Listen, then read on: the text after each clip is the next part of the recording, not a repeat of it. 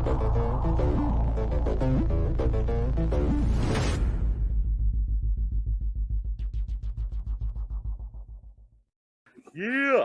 Hello and welcome to another. Yeah.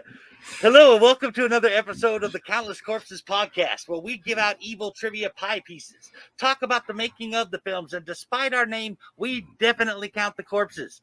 I'm your host, Macabre Michael Nunneley, and with me as always is my friend and co-host, David Nemesis Howard, but we just call him Nem around here. We're just two longtime horror fans talking about horror movies in their various forms, though we do talk a lot about slashers. Either way, today we're here to talk about Halloween, The Curse of Michael Myers, or just Halloween 6, depending on your preference. But before we dive into it, was there anything you wanted to say, Ned? Well, of course, I'll start by saying hey to everyone out there. So good to be back. Had a few health issues, but I've cleared all those up. I've risen from the dead, and I'm here in my undead state to come back. So look to the skies, watch for the stab signals, because Countless Corpses podcast is back on the air. But before we get into this, I do have to say, this movie was one long, strange trip for me. It felt so haphazard to me, and I felt like I wanted to reach back in time and throttle whoever made this film. I mean, it was very frustrating to me since there was a lot that I liked here, or could have liked anyway. But either way, the evil trivia pie pieces are ready to go. I've got them all laid out right here in front of me. I have given them to you to hand out. So let's dive into this, man. Over to you, Mr. Macabre. Oh, hell yeah. Let's dive into this like we were Diane Freeling in a pool of rainwater and unexcavated corpses. What? There's a nice little poltergeist reference there. So. Yep. I had to do it. And actually, I think that is a great time to introduce our new toy, the stab signal. Nem here came up with the idea last episode, and we decided that was just something that needed to exist. There are certain moments in the show will call for it, and when it does, you'll see this or hear this.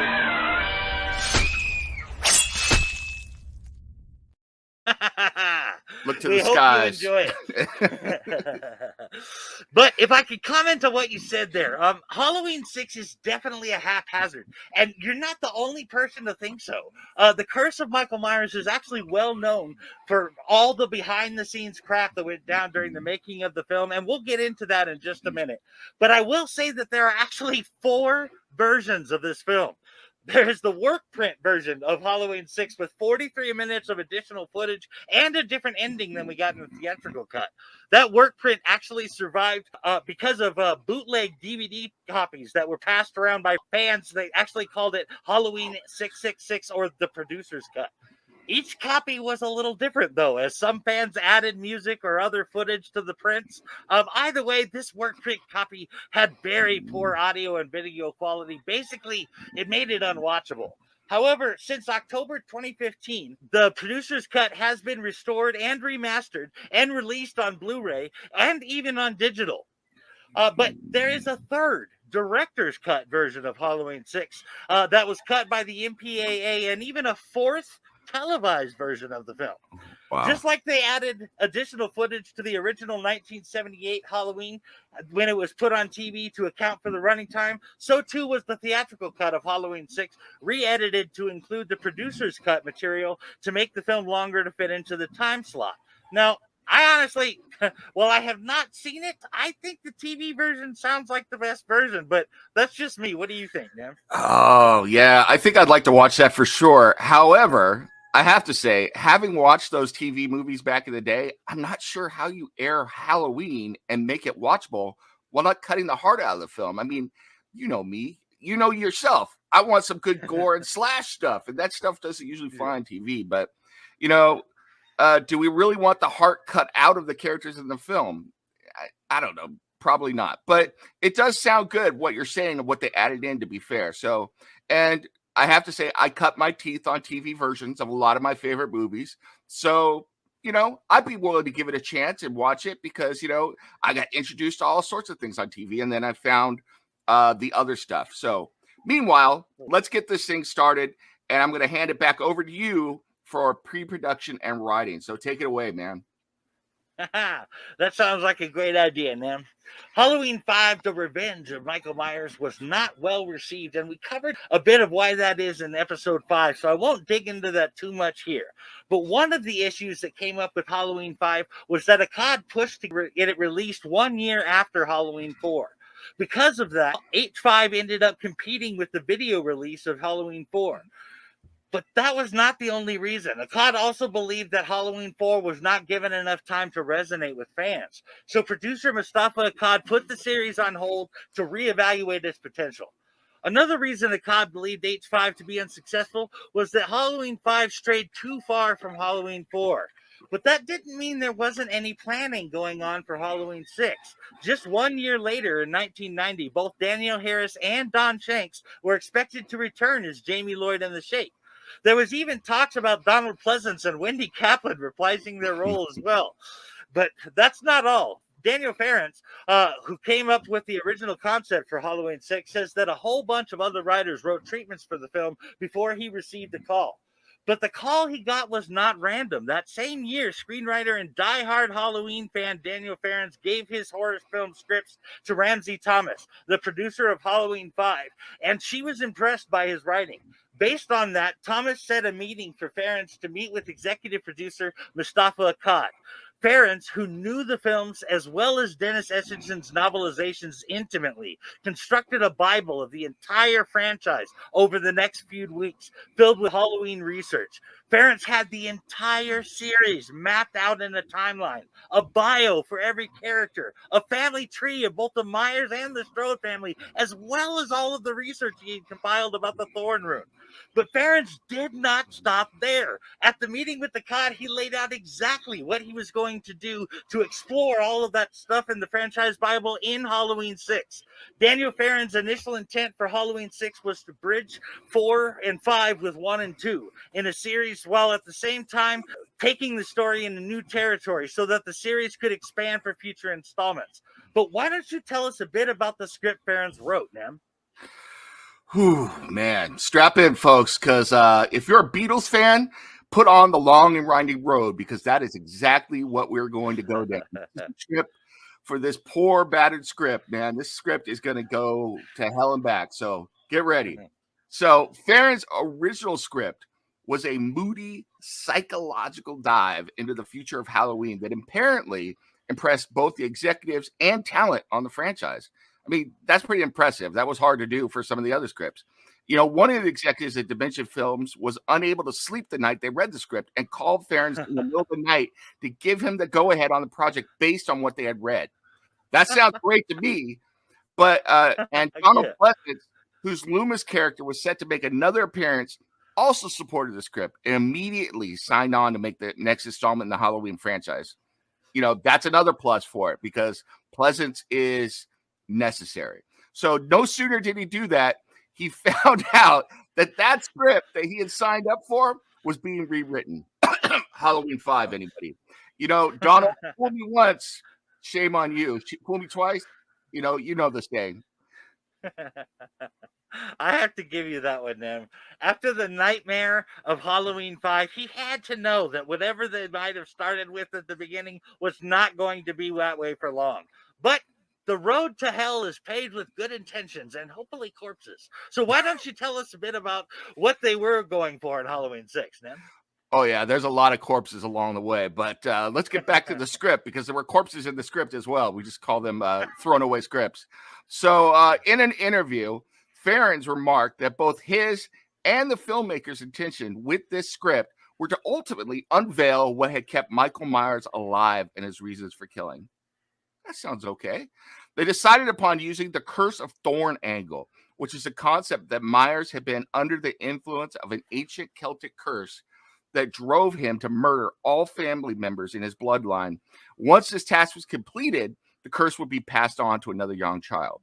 Now, I have to say, I don't think this is a horrible concept. I think ultimately it's an unnecessary one, in my opinion, if, and this is a big if, Halloween 5 had never happened. More on that from me later, though. Here's the mind-blowing thing, though. Ference was told that when Halloween 5 was made, that the production creative team had no idea who the Man in Black was. Can you believe that shit? I mean, really? Quoting Ference, he just walked in and walked through the movie. What the hell? One of the biggest things they wanted to have answered was the identity of this guy. Mike, man, I gotta say, light up the stab signal, because it sounds like the people behind Halloween 5 completely murdered the creative process. Put it in the air.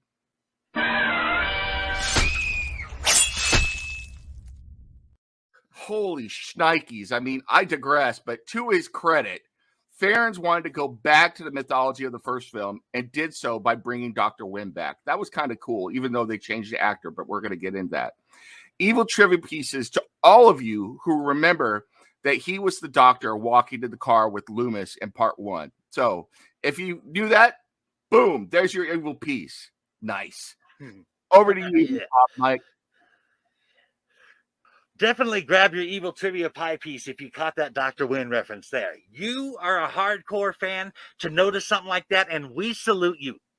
Also, you mentioned them not knowing who the Man in Black was in Halloween 5, and it is true, actually. They played around with several different ideas for who he was going to be. Hell, even Maleka Todd had no idea who it was at the time. We talked a bit about this in our last episode, so I would recommend checking that out if you're interested in the ideas they were throwing around for the character. But I will say that having Don Shanks play the Man in Black in 5 and Mitch O'Ryan playing him in 6 is a big jump. But I will get into Dr. Wynn as the Man in Black later. Absolutely. You know, it's also worth noting that Ference had also worked in a reference to Halloween 3, the season of the witch. Originally, when John, who I know is our favorite character in the whole film, comes home from work and turns on TV he sees the scene of the boy dying from the pumpkin mask. Ference's intent was on creating a much grander and deeper conspiracy, revealing that the town of Haddonfield was enmeshed in the mystery. Additionally, he had Jamie come back in the third act to go face to face with the killer in a final battle. I'm kind of digging that, to be perfectly honest with you. That's a nice turn of play there, actually. In Season of the Witch, they showed a scene from the 1978 Halloween film on the on-screen TV, so it's very fitting that Halloween 6 would show Halloween 3 on their TV. As far as Jamie fighting Michael in a big finale go, I have to say Jamie would have to have a much better chance at 14 or 15 than she would have at her age in Halloween 5. But she would still have to bring it. I think Jamie would probably have to outsmart Michael as well as fight him in Halloween 6, maybe even with the help of Tommy Doyle. But that's just my 2 cents. I believe you had a bit more to say about the writing process, man. Oh, yeah. You know, in this whole writing process was going on, even Donald Pleasance got in on the act, and he wrote an opening monologue, which could be heard in the producer's cut of the film. Because all of you know that the theatrical cut features an opening monologue that is narrated by Paul Rudd. But, of course, then they got a hold, the quote-unquote they got a hold of this fledgling scripts, and 11 times, let me say that again, 11 times they beat this poor baby around. I mean, I don't even think I can bring myself to talk about that. It's so horrifying. 11 times. There were multiple scripted endings.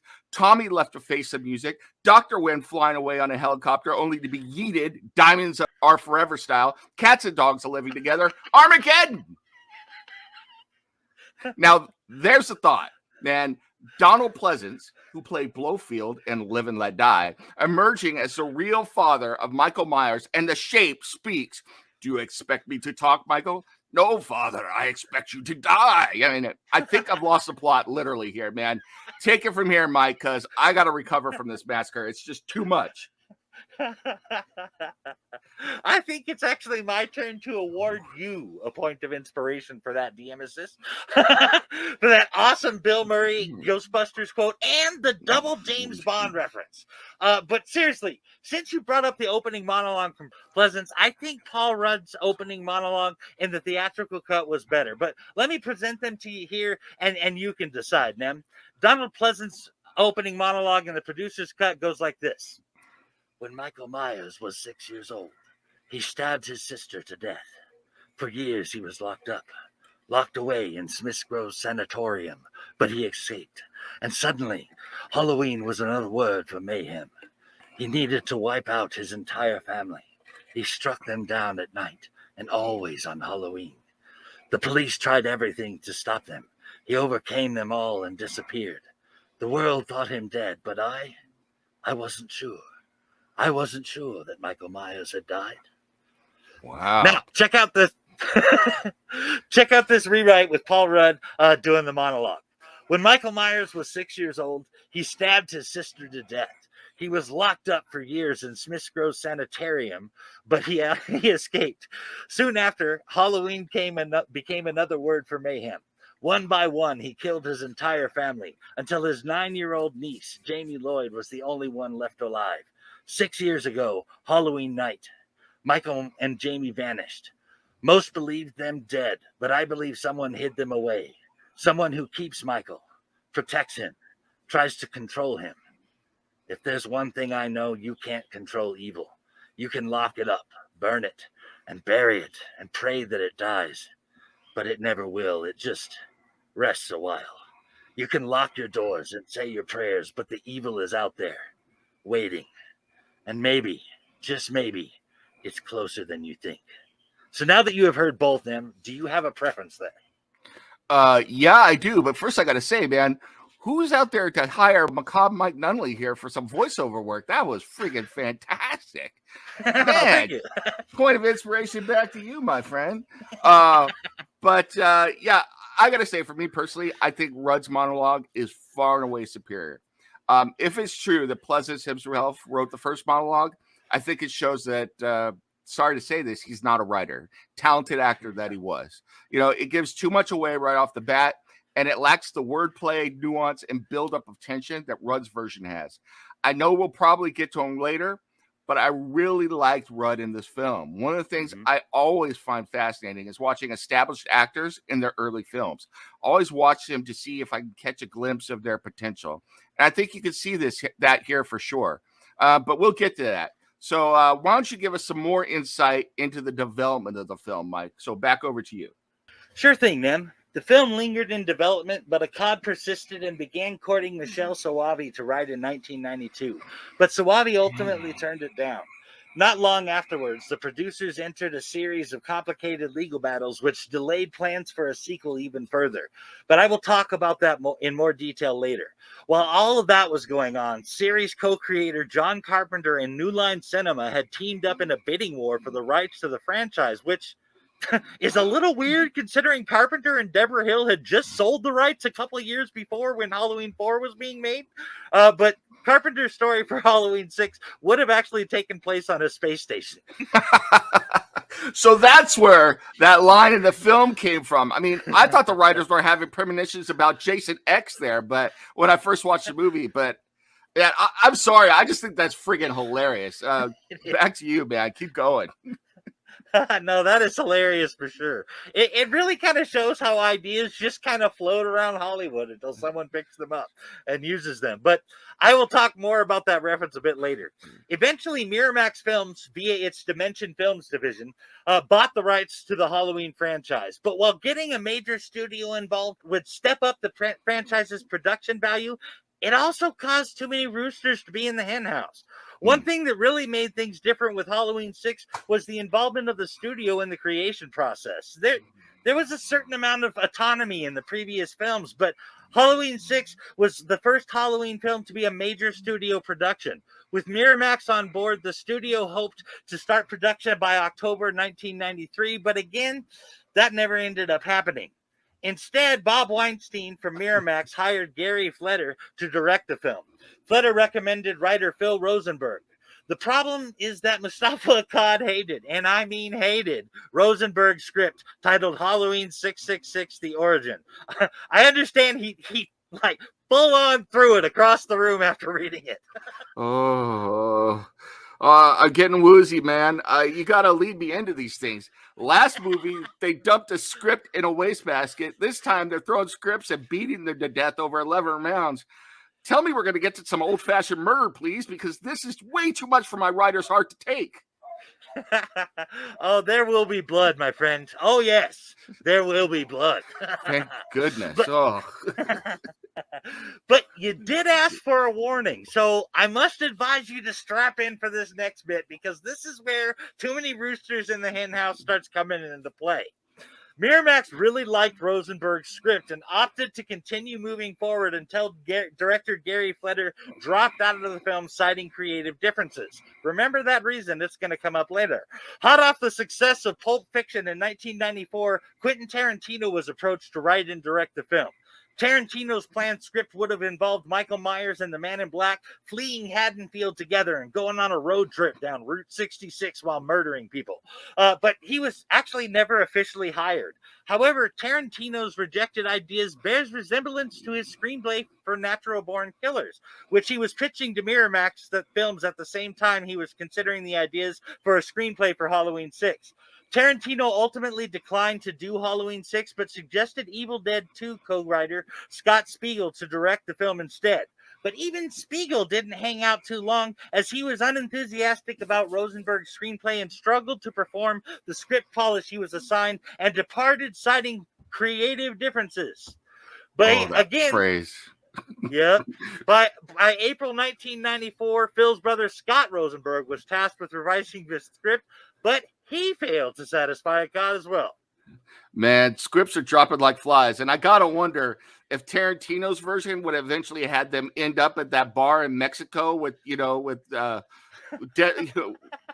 what is that thing with Cheech and the vampires? I can't remember the name of the show, but From Dusk Till Dawn.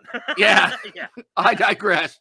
So, yeah, with Rosenberg's draft now dead, the studio approached two new sacrificial lambs, writers Irving Belatesh and Lawrence Guterman, to overhaul Halloween 666. Weinstein dictated that the movie would be released in October of 1994, and Matthew Patrick of Hider in the House was selected to direct the film. After being hired, Patrick flew into Salt Lake City for location scouting and brought in frequent collaborator Billy Dixon as cinematographer. Meanwhile, it should come as no surprise to anyone that both Patrick and Akkad did not like the scripts by Irving Belatesh and Lawrence Guterman. I mean, why would they? You got to get to the right number that you throw across the room. So Belatesh said the script was unfinished, and Patrick was granted his own revision of the script. Dun-dun-dun, another one bites the dust. So why don't we throw up that stab signal again? Because, in honor of the dead scripts. All right.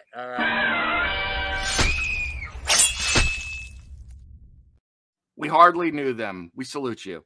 So at the same time, in the telenovela real-life version of The Curse of Michael Myers, tensions were rising between Akkad and Harvey Weinstein. Yeah, that Harvey Weinstein.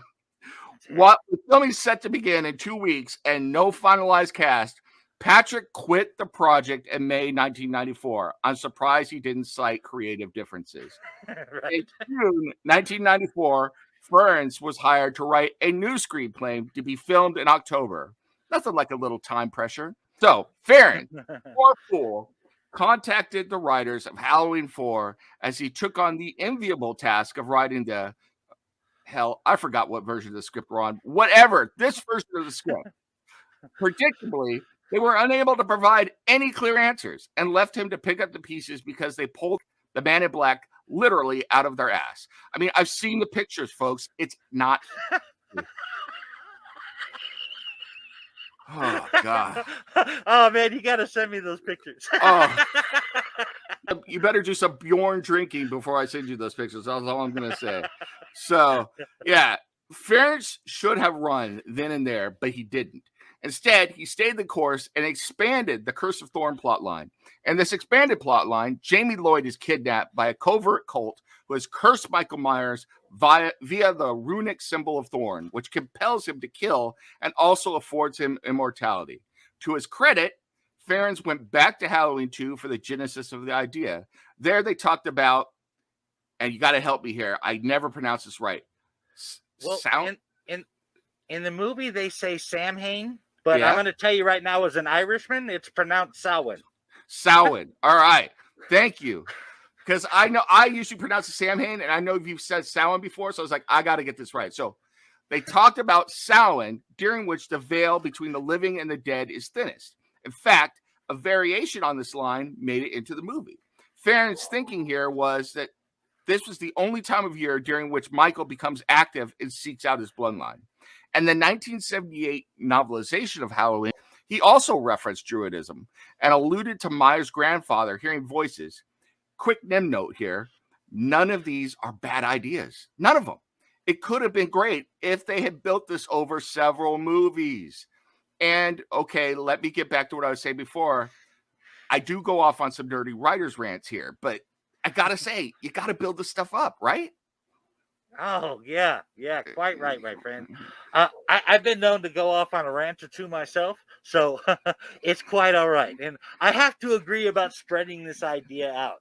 Had this been worked into 4 and 5 more heavily, I think 6 would have landed a lot better than it did. Instead, we got vague hints that don't really follow a set storyline and a huge amount of stuff just dumped on us in one movie that is not congruent. But let's get back to Farron's script.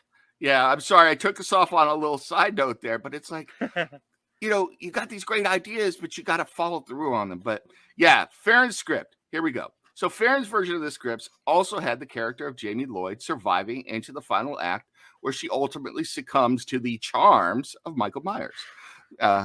In other words, she gets killed. But other elements of Farron's scripts had to be trimmed as well. Those included an extension of the Curse of Thorns subplot, which drew the entire town of Haddonfield into the conspiracy. Akkad liked this idea and wanted to use it for the series' 7th installment, but we all know that 7th installment, as far as following this timeline, would never happen. In fairness to Farron's script, he is trying to do the work of several movies in one script, and it probably had to be cut lest they make a Lawrence of Arabia type epic that is like 5 hours long, which, to be fair, I think you and I probably would have sat through, but most normal people wouldn't. Either way, the whole concept was shit canned in 1997 for Halloween H2O, probably for the best, but the writer in me always wonders what could have been. Farron's wondered as well, comparing Tommy's arc in Curse to Laurie Strode's in H2O, that of a traumatized victim who must also stop running and face their worst fear. Farron's claimed that this was supposed to be more obvious by utilizing flashbacks to the original film. Okay, I mean, there's a lot of flashbacks going on here, but I could see that. However, the editing and development process of the film resulted in many of those scenes being lost. Farron says that he brought Tommy back as a way of bridging the gap between the sequels and the first film. Once again, something that sounds cool. His intent was for Tommy to be the successor to Dr. Loomis, to act as a voice of sanity, a kind of modern Van Helsing, the fearless Michael Hunter, a role he believed was missing from H2O and Resurrection. And I respect that, especially considering that Pleasance would die shortly after Curse was filmed. May he rest in peace. So, with all that said, I know you've got even more to add on this process. So what else do you have on Farron's, Mike? Take it away. I will get into that, but I would like to comment on a couple of things that you said there. A lack of that type of Van Helsing character was definitely missing from both Halloween H2O and Resurrection. While I like H2O, it was very different from the rest of the franchise. As for the Tommy and Laurie parallels, comparing Tommy Doyle to Laurie Strode in H2O is fair. Even if they played out a bit differently, Laurie chose to fight at the end of H2O, having been somewhat broken before that. Tommy seems to have been looking into this for years in preparation for Michael's return, which I think is more like the Halloween 2018's Laurie than it is Halloween H2O. But like I said, that is a fair comparison if you want to make it. I also like the idea of the whole town being in on the Cult of Thorn and what they were trying to do, because that actually makes Haddonfield like a tribe. And Myers is the family that was chosen for the good of everyone else. Yeah, that is a great point. And I will say this. All of these movies are being filmed in the 90s. If you're going to have this whole town of Haddonfield in on it thing, this whole conspiracy, I think you have to have, you absolutely have to have a Mulder and Scully cameo in this movie, don't you? It's begging for it. And I personally will never turn down some Gillian Anderson on screen. It's just not going to happen. So back to you. Hell yes. Yeah. I love the idea of Mulder and Scully cameo. That is not something I personally would have thought of, but that is badass. But back to Farrens, as you say. Daniel Farrens had some interesting ideas about Michael Myers as well. According to Farrens, the way Michael follows girls around and watches them contains a subtext of repressed sexuality. Um, I just want to say off the top of the bat, not everything has to do with sex, people. Um, he even theorized that Michael was sexually aroused by his sister Judith. And if you consider that he watched Judith and her boyfriend screw around for that whole, what was it, minute and 20 seconds they had sex when they go upstairs before he killed her, and the fact that she was naked when he stabbed her over and over again like some Manson family bunch kid, then it does seem to fit. The Manson family bunch. Hold on. I just got to laugh at that. All right, keep going. Anyway, Farrens' theory goes that Michael became fixated on his sister's murder and acquired the need to repeat that over and over, which again makes sense if you consider the 78 film. Michael does steal Judith's gravestone, showing his fixation on her death. And then, with a couple of exceptions, he proceeds to kill 3 girls around the same age that Judith was in the film. The theory goes on to explain that Michael's obsession with Laurie Strode is based on being sexually attracted to her and viewing her as a sister-like figure. At the same time, Farrens thinks that making Laurie Strode his actual sister took away from the simplicity and relatability of the original Halloween. Now, I don't personally like this theory, even if I can see how Farrens got there. I don't like it for the same reason that I hate that in Halloween 6, they ended up saying that Michael raped Jamie Lloyd. Michael Myers does not have sex, nor is he ever going to. But again, I see where the sexually deviant line of thinking what led to what we get in Halloween 6. Can I interject for just a second, real quick? Yeah. Yeah, it would be akin to us saying that the reason that Freddy Krueger is going after the girls is because not because he's a sick bastard, it's because he wants to have sex with all of them, which is not true, So it's like, it's crazy. That's true, especially in the case of Freddy, he prefers children. Yeah, exactly. Nevertheless, Farrens had to create a mythology for Michael, which defined his motives and why he could not be killed. Farrens had this to say: he can't just be a man anymore. He's gone beyond that. He's mythical. He's supernatural. So I took it from that standpoint that there's something else driving him. A force that goes beyond the 5 senses that has infected this boy's soul and is now driving him. As the script developed and more people became involved, Farrens admits that the film went too far in explaining Michael Myers and that he himself was not completely satisfied with the finished product. But one thing is for certain, Daniel Farrens was clearly a fan of the Halloween franchise and even horror movies in general. But I think you had some stuff to say about that, didn't you, Nem? Yeah, I mean, I got to say that to his credit, Farrens wanted to create a true franchise by incorporating various references and allusions to previous Halloween films. He wanted to tie it all together, particularly to the original film. He wanted to play with that Halloween mythology, and the writer in me absolutely loves that. Yeah, I have to say I do too, Nem. Farrens is really my favorite person in the creative process of this movie. But back to what you were saying. Yeah, I got to give him credit. I mean, it wasn't perfect, but he had the right idea. And Farrens did this in a number of different ways. Some of them are very, very subtle. For instance, Tommy Doyle lives across the street from the Strode house, a play on the events in the original Halloween movie, which takes place between the Wallace and Doyle residents, which are across the street from one another. Very cool, subtle reference there. He also used minor references in his naming, such as the character of Mrs. Blankenship. Mrs. Blankenship is a reference to Halloween 3, Season of the Witch, 1982, in which Ellie says her father had an appointment with Minnie Blankenship. Cool stuff, those little things that fans pick up on, and we love that stuff for hardcore nerds or hardcore fans. Other references outside the narrative of the series include the names of the characters, John and Deborah Strode, referencing John Carpenter and Deborah Hill. That is really, really cool, and it's a good nod back to the people who created this, which you always got to go back to the beginning. Farron's also referenced Carpenter's The Fog, 1980 film, with the line referring to a stomach pounder, a protein milkshake Tim drinks early in that film. And Beth's murder scene was modeled after a scene from Fred Walton's When a Stranger Calls, the 1979 movie. Farron's wrote that scene upon hearing that Walton had been attached to direct the project. Very, very cool. This is the kind of stuff we live for. So, and additionally, extended scenes of Kara walking on the college campus and en route to her home were intended to allude to scenes featuring Laurie Strode in the first film when she was walking back from high school, at the very beginning. This is just great stuff. I'm here for all of it. It's exactly the kind of stuff that should have been happening in 4 and 5. Let me say that again. It should have been happening in 4 and 5. This would have helped bridge the gap and establish that continuity.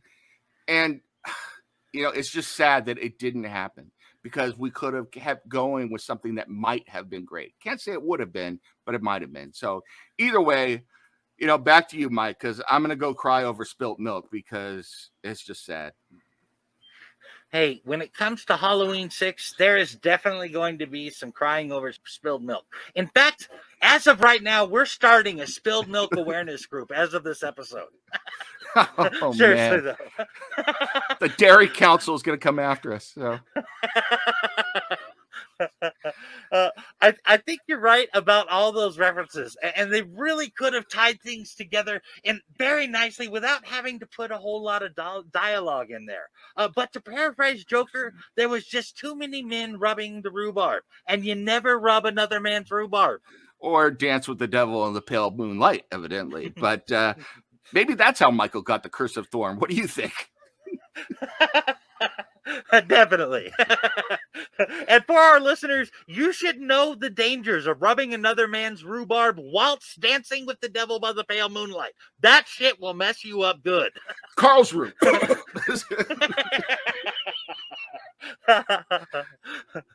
But seriously, you mentioned Fred Walton, best known for directing When a Stranger Calls from 1979 and 1986's April Fool's Day, was attached to direct the film, as you mentioned. But Walton shortly became reluctant to take on a movie about a guy with a knife killing people. Did you notice it said Halloween in the title, dumbass? Considering his Much Ado About Nothing film April Fool's Day, where the deaths were all just a gag or rather a dress rehearsal, I'm not surprised. Even When a Stranger Calls wasn't really what one could call a slasher, so it kind of makes sense that this is where he was at with it. But it doesn't make sense that he was brought on at all. Instead, Fred Walton envisioned a plot akin to Friday the 13th, A New Beginning, with Jamie Lloyd living in a halfway house and committing suicide in the film's opening scene. Wow. So here we at least have a guy admitting that he's ripping off Friday the 13th. But he also chose one of the worst entries into the entire franchise to copy from, as it's the only Friday the 13th movie without Jason Voorhees in it, save for the first film. Either way, the Weinsteins swiftly moved on to Joe Chappelle after being impressed with his debut film, Thieves Quartet. Joe Chappelle ended up being an even worse choice for Halloween 6. Many of the crew have gone on record to state that director Joe Chappelle told them from the outset that he didn't like Halloween films and was only involved in this project because it got him a 3-picture deal with Miramax. That's 2 people in a row that don't even like the franchise or the genre that they brought on to do the film. Jeez. One of the problems that director Joe Chappelle was facing, though, was that basically everyone with a voice was telling him to do something different. He had the studio and Harvey Weinstein telling him to do one thing, producer Paul Freeman telling him to ignore what Weinstein said and do what he said, Mustafa Akkad and his company telling him to do another thing, and the writer telling him to do yet another thing. Basically, everyone had a different vision for the film, and he was left doing the best he could to please everyone, and it just ended up a jumbled mess. Oh. As I mentioned earlier, there was even a legal battle and an injunction filed over who was going to get the final say. Ultimately, the cut that was released is the cut that Weinstein wanted because Akkad finally relented, but it was really only because the deadline was coming up and he didn't feel like he had another choice. Malek Akkad has said that they didn't even get to finish what they wanted to do for the so-called producer's cut, particularly with the ending. So what we ended up with was the lesser of two evils. But if he had to choose, Malek said he would pick the producer's cut. But that finally wraps up the pre-production stuff. Well, except for one thing, and that's locations. And I know that's a fun one for you, Nip. So why don't you take it from here? Absolutely. I can't believe that was all for pre-production. You could have made a movie just out of that. So, yeah. So locations. So most of this film was once again shot in Salt Lake City, which was experiencing an early winter at the time. This proved troublesome for the production company, and really, who could have guessed that winter might come early to Salt Lake City? Tongue firmly in cheek here. So several scenes, which were supposed to be exterior locations, were transferred to interior locations due to the weather. And there were several reshoots in LA because, of course, LA looks exactly like Salt Lake City.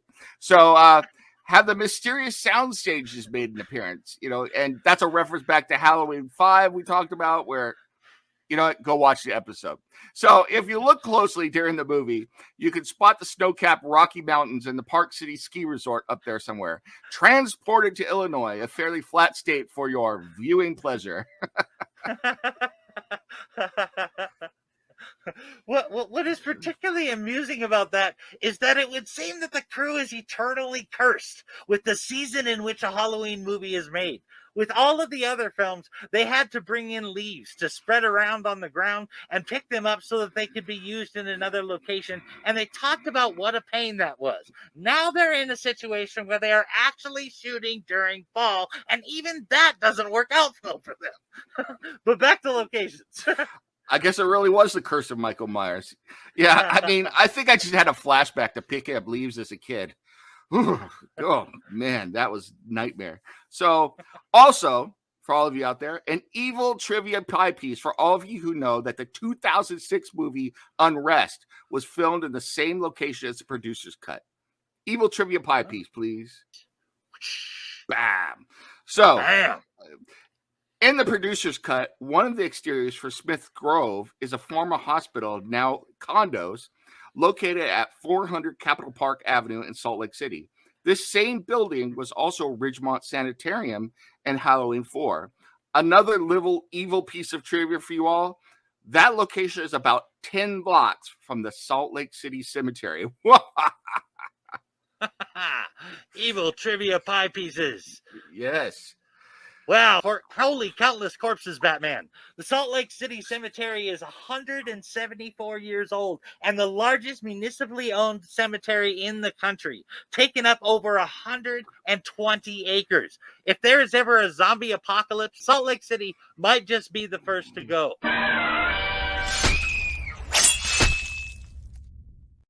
Brad Pitt's heading there for World War Z Part 2 right now, so... Yeah, baby. But there was some more cool location stuff too, wasn't there? Oh, yeah. This movie should have a documentary just about their locations. Some other notable locations that pop in the film. Towards the end of the theatrical cut, there's a chase through a red-lit tunnel with a pipe. This same location is featured in Maniac Cop 3. And then Mrs. Blankenship's house is at 956 Ramona Avenue, Salt Lake City. I'm sure the owners won't mind if you just drop by and tell them that CCP sent you. So, yeah, don't do that. Dr. Loomis's home is at the Cottonwood Paper Mill, also one of the locations used for Smith Groves. And I've got a special note here. That mill is considered one of the most haunted places in Salt Lake City, and numerous TV shows have covered incidents that have supposedly happened there. I would love to visit that place again. Absolutely love it. Oh, hell yeah. Wow. There needs to be more horror movies filmed at supposedly haunted places. I feel like it gives a movie a bit more credit and certainly makes that location all the more cool. Actually, one quick bit of just random trivia. The jail scene in 1984's Ghostbusters was filmed at a haunted prison, and they actually ended up with unexplainable scratch marks on the film itself. But back to the Halloween locations. I believe you had something personal to share about some of those locations. Am I right, Nam? Yeah, I do. But, man, that is some cool note on Ghostbusters that I didn't know, man. I got to give yourself an evil trivia piece for that. Throw it up there. Hell yeah. Hell yeah. Evil trivia pie pieces for Michael. Yeah. I mean, that's the kind of stuff I live for. And, man, it's just knowing that those scratches showed up somehow, that's cool. It's just like, yeah. it gives a little bit more life to the film. So, but I have to say that as far as Halloween 6, The Curse of Michael Myers, I really feel a connection to this film through those locations. You know, I've been through Salt Lake City several times. I'd love to go sightseeing there. And while I don't advise visiting all of these places, especially the places that are inhabited, it is cool to kind of check it out, you know, if you take a drive by or look at it and everything. I have to admit, in my youth, I've done my share of sightseeing at various places like over the years, and to include some of the places we were been talking about in Salt Lake City. I mean, I've even been to the original High Hopes home in Amityville, Long Island. So Evil Pie Piece, if you know what home that is and what horror movie I'm talking about with High Hopes in Amityville, Long Island. So, yeah. So, yeah, I mean, I got to say, I love seeing new places and experiencing new places. And I want to thank you, Mike, for letting me cover this section. I mean, I know the next location isn't your favorite for the movie, but the locations themselves are pretty awesome. So maybe we'll have to take the pod on the road one of these days. What do you say? You want to stay a night in Amityville one night?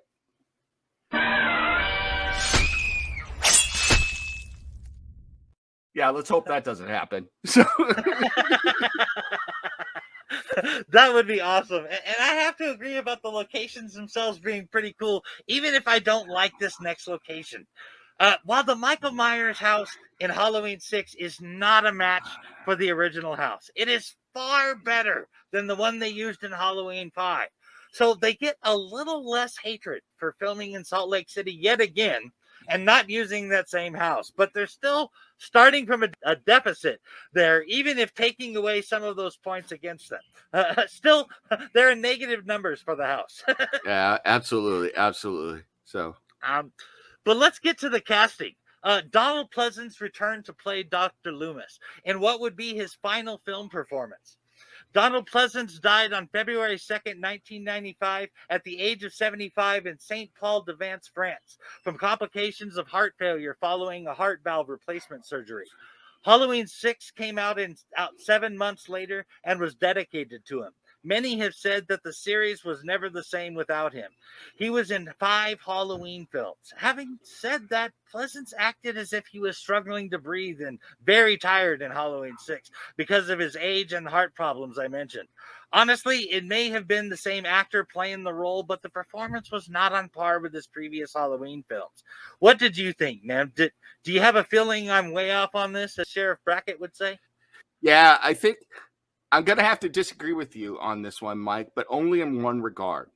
Loomis was coming to the end of his arc as a character, and whether intentional or not, Pleasance gave a performance that hinted at a man who was not long for this world, a haunted man, a defeated man, an obsessed man. I think part of that was the brilliance of Donald Pleasance, and I think part of it was, unfortunately, his failing health.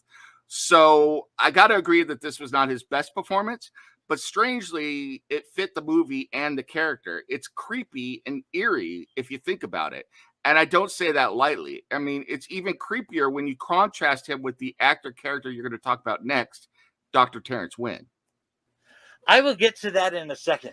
But first, I want to say that I had not considered how well Pleasance's condition might have actually contributed to the film. I'm going to have to think about that, but you might be onto something there. But as for the role of Terrence Wynn, or the Man in Black, Dimension Films went with Mitchell Ryan, based solely on his performance in 1987's Lethal Weapon as General Peter McAllister. Writer Daniel Ferrance wanted Christopher Lee to play Dr. Terrence Wynn in the film, but it never happened. The same situation happened when John Carpenter offered Christopher Lee the role of Dr. Loomis in 1978's Halloween. It should be noted that while Lee passed on the role, he admitted later that he regretted having done so. So I'm guessing he wouldn't have passed a role on another Halloween film again, but that is just pure speculation. Either way, the producers didn't agree with Daniel Ferrance's choice for Dr. Wynn, and they felt like the villain from Lethal Weapon would be a better choice. But I'll tell you, to this day, Ferrance disagrees. And honestly, Christopher Lee is the shit. So thinking that Ryan would be better based on one film doesn't make a whole lot of sense to me. But what do you think about choosing Ryan over Lee there? Well, a couple thoughts. First, the end thing in Hollywood is usually the one who gets picked. And so Mitchell Ryan's success was much closer in time to this casting than Lee's, who had been a big force in the 70s before reviving his career in the late 90s. I also think, and this is just my opinion, that Lee's iconic status as one of the Draculas was a major sticking point. Lee is an incredible horror actor, but if you want to have a character show up in a film and keep his status as a villain under wraps until the time comes in the movie for it to surface, casting one of the best villain actors of all time might not be the way to go. Whether it surprises you or not, the reveal that Wynn is the Man in Black is supposed to shock you. Say la horror. So who we got next? You make a good point there.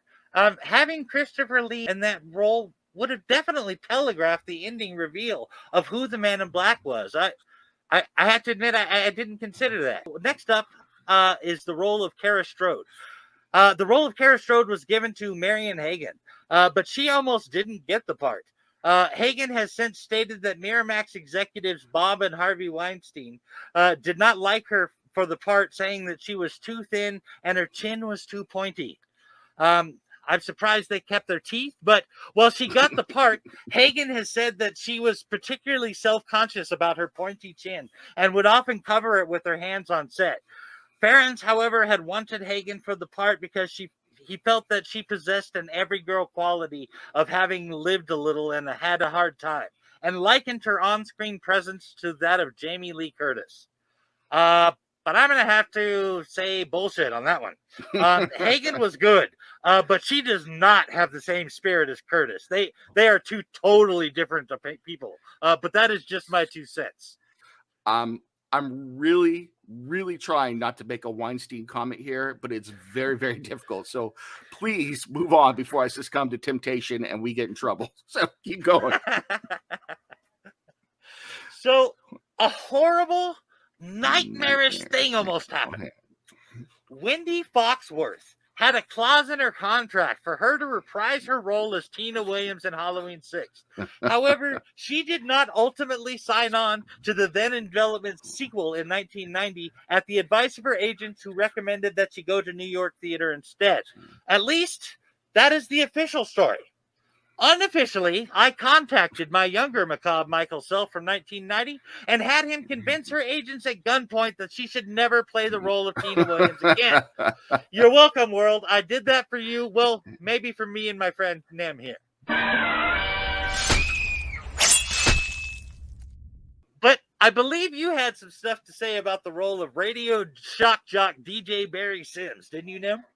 Yeah, I do, but I'm sitting here rethinking that time in my life when this guy in a hockey mask walked past me in 1990. Yeah, strange coincidence. Yeah, so the filmmakers approached Howard Stern. Yeah, Howard Stern to make a cameo appearance as radio DJ Barry Sims, but he declined so that he could film 1997's biopic Private Parts.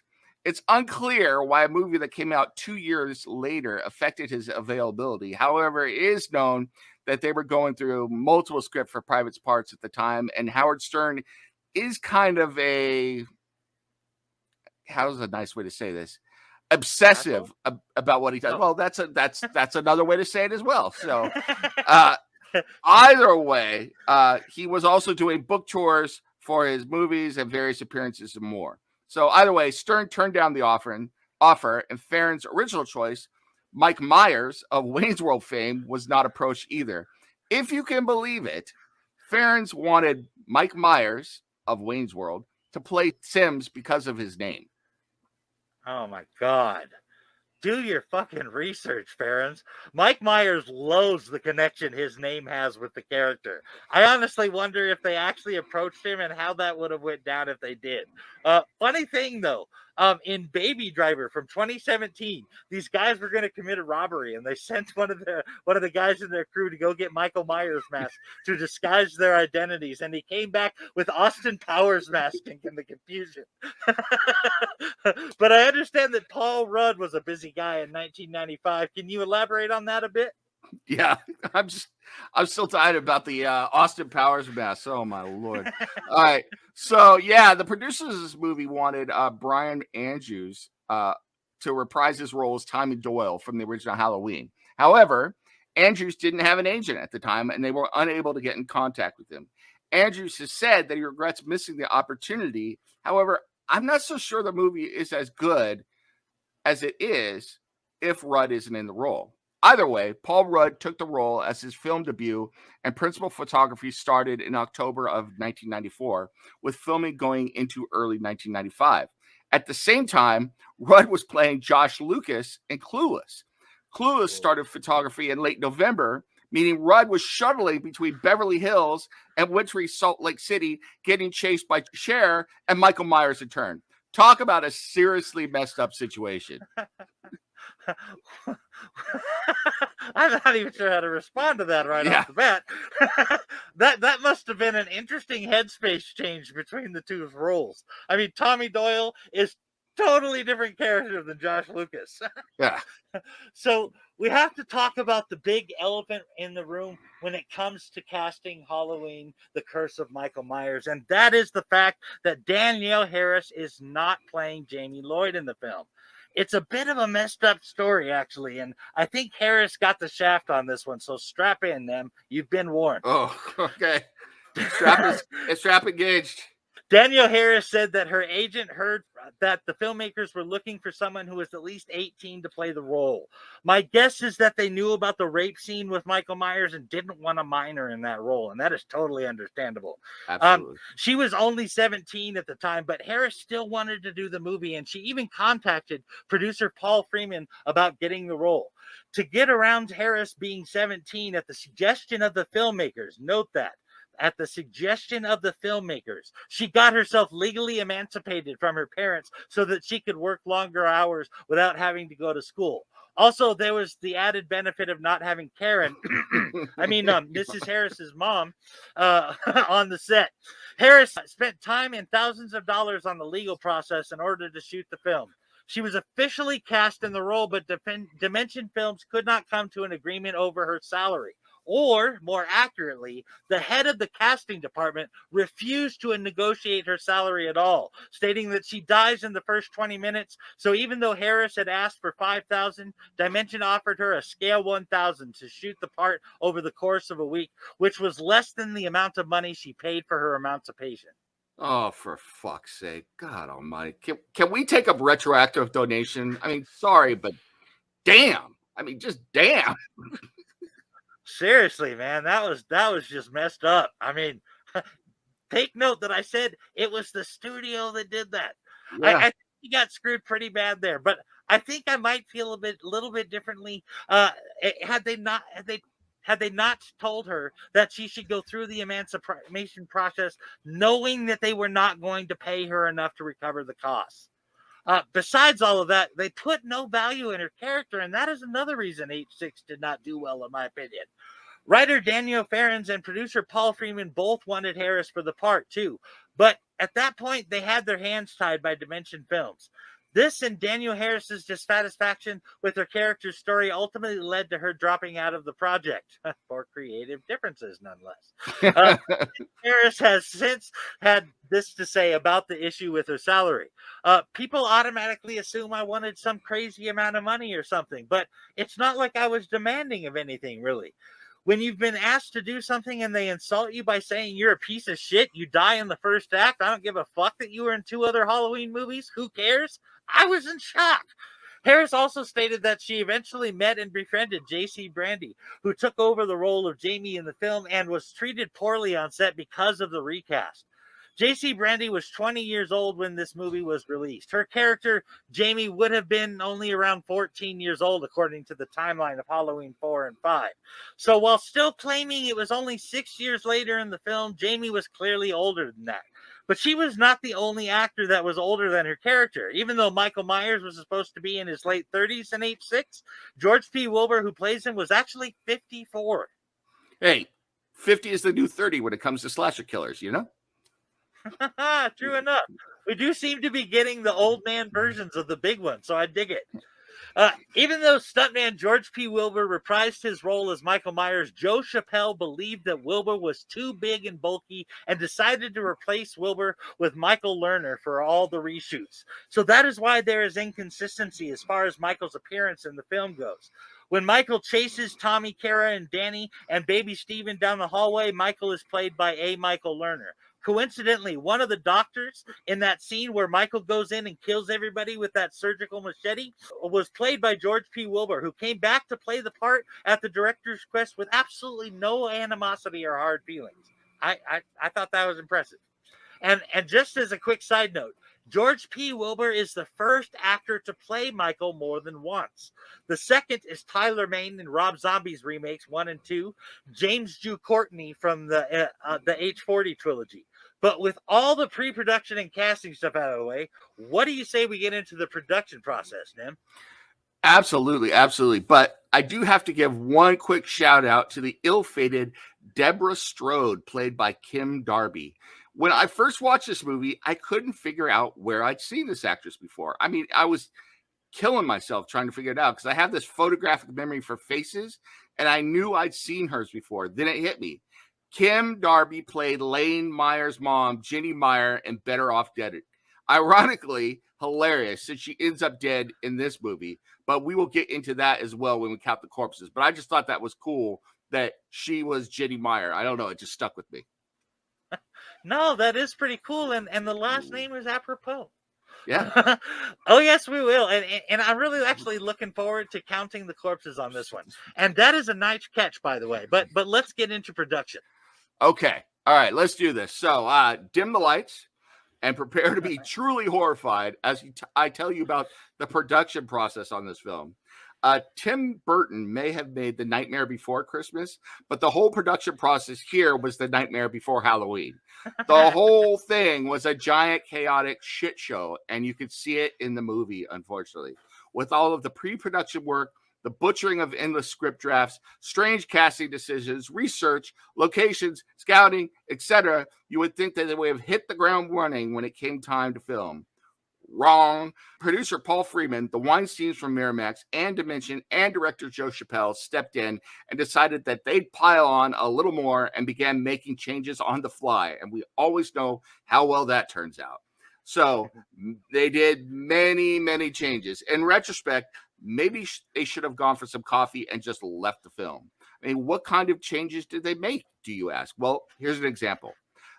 The Man in Black's arrival at the Strode's house was originally written as a POV shot, similar to young Michael's introduction in the original Halloween. That's pretty freaking cool. And it gives you that continuity between films that I was talking about before. However, like many of the slower, spookier scenes from Farron's script, it was cut on the day of shooting. The day of shooting. Can you believe that, Mike? I mean, I'd be pissed as a writer, and I'm sure the actors were none too happy either. Oh, man, that would suck ass, especially for a guy like Daniel Farrens, who is a huge fanboy and even created a Bible for the Halloween franchise. This was basically his shot at a dream job. I bet he thought about that moment for years, like, what if I get to do a Halloween movie? Then to put all that effort that he did and basically have it thrown out the window when the film was actually being made would be crushing. Not only had he wasted all that time and energy into something that didn't amount to anything, his dream was stripped away from him like he had no value. That's to say nothing about the cast and crew who agreed to do the script Farrens had written. Just damn. But what did Farrens have to say about it? Yeah, Daniel Farrens stated in an interview that Joe Chappelle used virtually none of the ideas from his script. Daniel's original script dealt more with the cult and the Rune of Thorn, much of which is seen in the producer's cut. Additionally, the original script opened with a montage featuring scenes from the earlier films. This montage was intended to bring us up to speed, and it's a cool way to tie the film series together relatively quickly. Instead, we got a series of quick and successive flashes that, in my opinion, don't make any sense at all. Producer Paul Freeman and director Joe Chappelle rewrote the ending on set. On set, they rewrote the ending, even from shot to shot as production deadlines were crashing down on them. Producer Paul Freeman also sent the crew home when crucial scenes needed to be shot. He deleted scripted scenes indiscriminately, rewrote dialogue and action sequences, and took it upon himself to direct second unit shots as well, before supervising the post-production phase of the original cut. All this from a guy that, as you stated before, Mike, wasn't a fan of Halloween or the genre. So he's doing all this. And eventually his series of blunders resulted in Miramax themselves taking control of the film and ordering reshoots. Now I think I'm going to go cry. Mike, can you tag in, man? Because this is ridiculous. Oh, man. It is stressing me out just to hear about all the chaos on set. I can imagine the frustration of actually being on the crew or one of the actors when nothing is certain and could change at any moment. Making films is all about preparedness, and that is why pre-production can be so crazy. But any movie made on the fly is bound to be of more quality, I imagine, unless, of course, that movie made on the fly stars Jeff Goldblum. Then it's awesome. Absolutely. But seriously, in early 1995, after filming and editing was completed, Halloween 6 was given a test screening, which, as described by actress Marion Hagen, consisted primarily of 14-year-old boys. During the Q&A afterwards, one of them, as Hagen put it, very articulately, the ending sucked. The ending he was referring to showed the Corn cultists doing their ritual and Wynn passing the Curse of Thorn to Dr. Loomis, like what we see in the producer's cut. This led to reshoots to craft a new ending, but there was a big problem. Donald Pleasance could not be present for them on account of having died in February, which is a pretty damn good excuse. Yeah, how rude of him. I know. Not only was a new ending shot anyway, but over 20 minutes of other footage was changed as well, leaving gaping holes in the plot that rendered the film nearly incomprehensible. Like Mustafa Akkad, while Daniel Farrens thinks both versions of the film are poor, he considers the producer's cut to be the superior version. But we will talk about our preferences on versions in a bit later. What can you tell us about the reshoots, Nem? Yeah, so according to Farrens, the reshoots occurred with a new director of photography and spanned a total of 4 days. At this time, the Akkads were sidelined as Dimension Films took over the film. With only 3 months out from the film's release date, they're doing reshoots 3 months before the film is supposed to be released. Farrens and Chappelle concurrently rewrote the script. Chappelle's revisions recharacterized Kara as a machine gun toting heroine, similar to Linda Hamilton in Terminator 2 Judgment Day. Wow. Why not just go full Brutal Planet at that point? Farrens dropped the recharacterization of character, as well as thunderous voices of God added into a newly scripted climax. Good God. Meanwhile, a subplot involving a group of doctors seeking to harness scientifically engineered evil was added into the rewrites and survived into the finished film. Farrens' pages would be dropped in favor of Rand Ravitch, who previously rewrote Hellraiser Bloodline for the studio, and Chappelle had chosen him to do this just 1 month prior. The ending of the theatrical cut stems from Ravitch's rewrites, which added an extended chase sequence, which I liked, the higher body count, we always like a higher body count, and Tommy Doyle's fight with Myers. That wasn't too bad either. However, Ravitch's rewritten ending, which saw Tommy hoisting the shape of the air with chains, was never fully adapted from the script. During the last night of filming, the crew were far behind schedule and decided to save on overtime payments. The yet-to-be-shot pages were scrapped entirely, and instead, the final shot of Michael's mask on the ground was done at the last minute. I wonder if they paid the mask scale for that final shot.